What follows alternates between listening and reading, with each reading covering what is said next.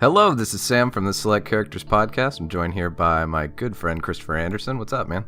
Hello. And what we're going to do here is we're going to try to issue a review of Firewatch. And the way we're going to do it is a Q&A format. I'm going to ask Chris some questions about Firewatch. He's going to give me his best answers. And hopefully, since what I think is the general purpose of a review is to kind of help your buying decision, hopefully I'll ask some of the same questions you have. I've played Firewatch for about an hour. He's finished the game. So that's kind of where we stand right now. Yeah, that is true. So what is Firewatch? Give me the general overview kind of situation. What's it about? So Firewatch is one of those games that people like to dub walking simulators. You don't really do a lot of stuff except walk around as a story unfolds. And in Firewatch, the story unfolds via the relationship that you, the character you play Henry, has with his boss Delilah via a walkie-talkie radio as he's out in a forest, in a tower, essentially watching for fires and calling them in as they happen. Those are not really the focus of the game. Your job is not the focus there. It's the relationship between you and your boss that is the complete focus there, and that unfolds as you walk around and investigate stuff, and yeah, that's basically what it is. That's cool. I know that it can seem like a pejorative term to say walking simulator. I don't think that's necessarily a bad thing. But no, definitely not. Those games tend to distinguish themselves or rise above their brothers by their strength of their story and the environments they're set in and overall tone instead of any kind of mechanical difference. Yeah, definitely. And so would you say it does that? Yeah.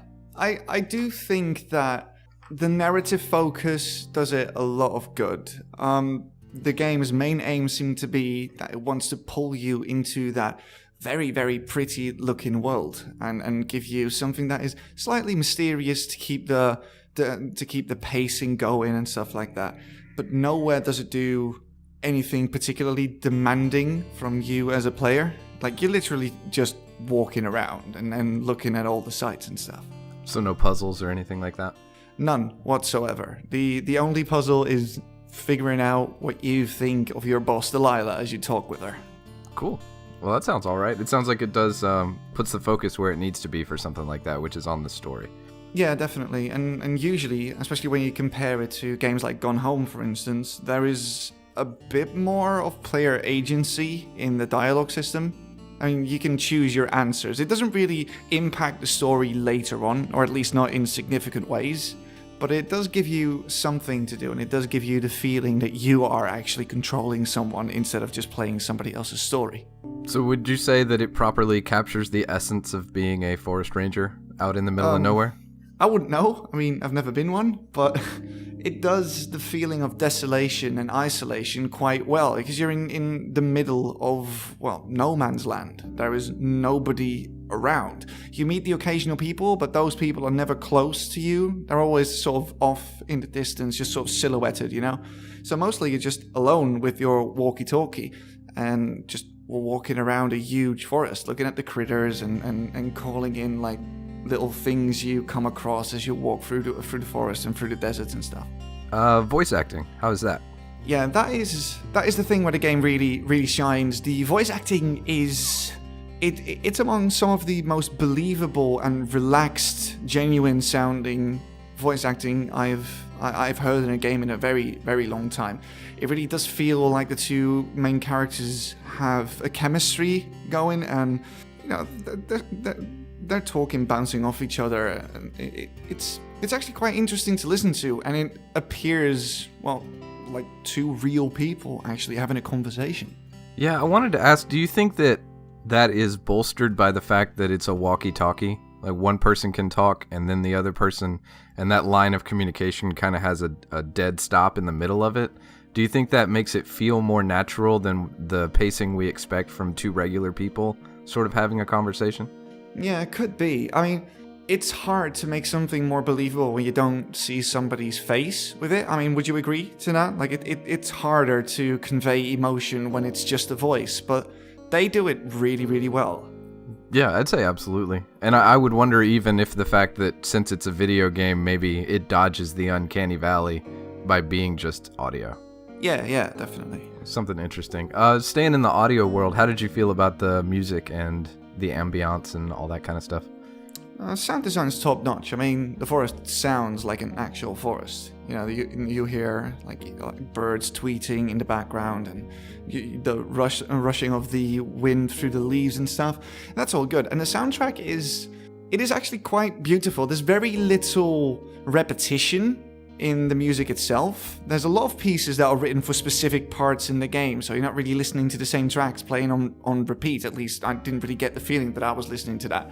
And the music itself is pretty, very pretty. It feels like it really fits the locale that you're in. It's sort of folky and sort of bluesy and sort of mysterious in moments. It's good. I like the soundtrack.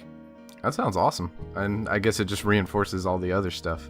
Yeah, there's something about the music and the way that it's written and how it's written for specific moments that make this game feel very tightly directed. Like there wasn't a lot of wiggle room to let players just go about the place and do whatever you like. I mean, you can do that, but the game wasn't designed to have players just run around willy-nilly without a goal, essentially. And as you're being pulled from place to place, it's really great to hear a new piece of music every time the story progresses a little bit further. Yeah. Speaking to that point, how big is the world that it takes place in? How big is the map? Is it one of these giant sort of open areas that we've become familiar with? It's not really, really big, but it's big enough for the purpose of this game. It's essentially a valley and a bit of a canyon adjacent to that valley. It's not huge, but it's big enough, and it feels bigger because you're not really walking all that quickly. Even when you're running, you're not running all that fast. So, that's a good way to artificially make the map feel larger than it actually is. And you played it on the PC, right? Yes, I did. Any comments on performance, any hang-ups, bugs, any of that kind of just random polished stuff you want to throw in? I'm not entirely sure if this is my PC, but I had some trouble running this game on max settings. I can play GTA 5, for instance, on max with most things, and here I had to turn down shadows and stuff. I don't really know if that's the engine or it's just... Or a part of my computer is just not really up to snuff with what the game wants, because the lighting system is incredibly pretty, so maybe that is a bit more taxing on my system than I thought it would be.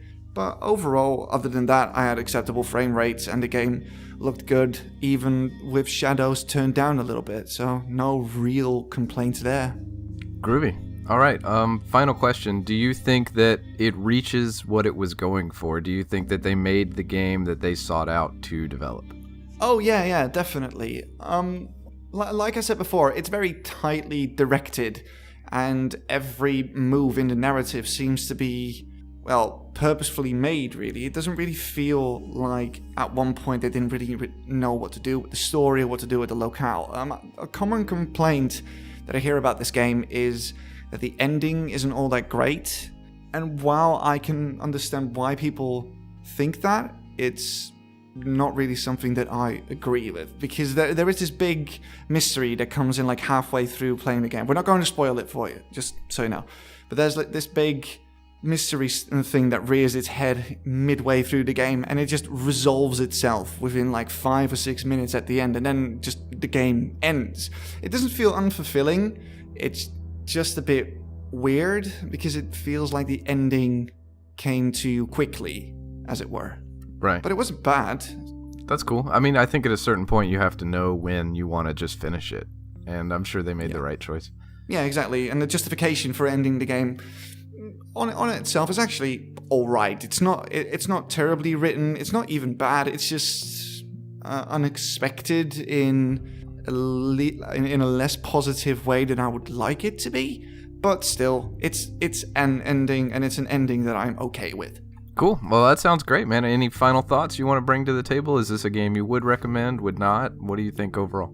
Well, if you like very calm, atmospheric art pieces that have an interesting story and an interesting dynamic between you and the other main character, your boss, then this is definitely a game for you. If you if you like more action-oriented stuff, and if you like longer games, then stay away from this, because this is a 4, maybe 5-hour experience, and there's not much else to do in this game than see the sights and talk to Delilah.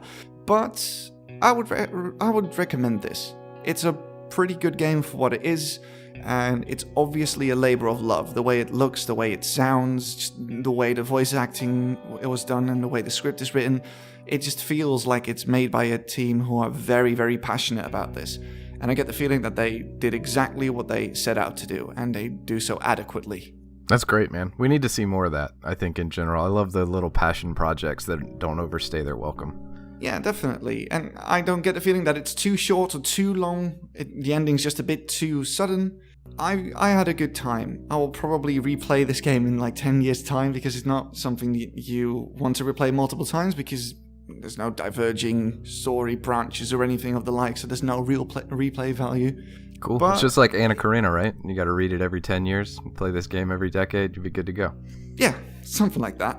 So yeah, I would recommend Firewatch, definitely. All right, fantastic. Well, that was Chris's thoughts on Firewatch. I hope that was helpful for you. We have all other kinds of content on our YouTube channel. We got opinions. We have a weekly podcast that goes out on Wednesdays. Just a lot of good stuff. You can find us on Facebook, Twitter, reddit.com/r/selectcharacters, or send us an email. Let us know what you think about Firewatch. You can send that to selectcharacters@gmail.com. And until then, thank you so much for joining me today, Chris. Yeah, no problem. My pleasure. We will see you next time. Goodbye.